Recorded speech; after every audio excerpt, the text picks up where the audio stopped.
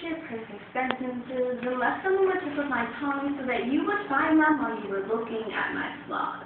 I second my skeletons that come crawling out of the closet, and then I buried them in a cold, condensed coffin so that they would be somewhere a little more hidden. I dehumanized my demons and began killing them softly with nothing but lies, and when it was all said and done, I threw them in a hole as deep as my mother's womb and left my apology on the gravesite. I saw you coming, and I hoped that I would be perfect by the time you approached me. It seems like you're always looking at me just the way I want you to, and I would ask you not to look at me that way, but I'm afraid you might just forget and not look at me at all. I try to speak my heart, but I just end up swallowing it whole, stumbling over words and thoughts of things that I probably shouldn't say, but I want to say those things because your smile tells me that you might like to hear them, so I try to spit it out. But the words, they just burn inside me. They burn harder than the fire that I started in the pits of my stomach when I realized that I was falling in love with you. They twist and they turn, they distort themselves and they suffer.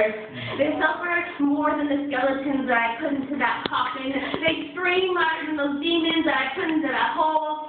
And after a while, they start to scare me because I realized that those coffins that I buried those skeletons in were really just my rib cages, and my demons will never go away because I have allowed them to become a part of me, flowing through every one of my veins like blood cells.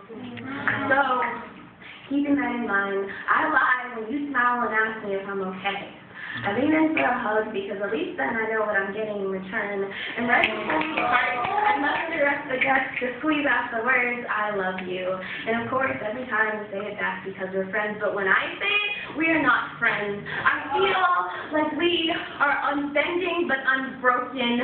Much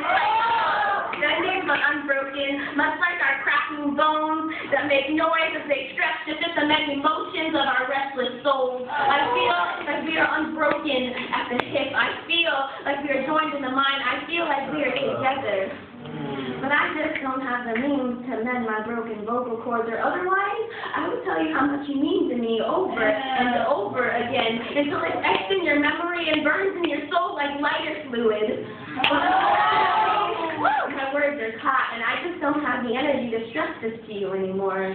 So I'll just keep peeling back my layers like bed sheets until I am finally left uncovered and you finally start noticing. Yeah.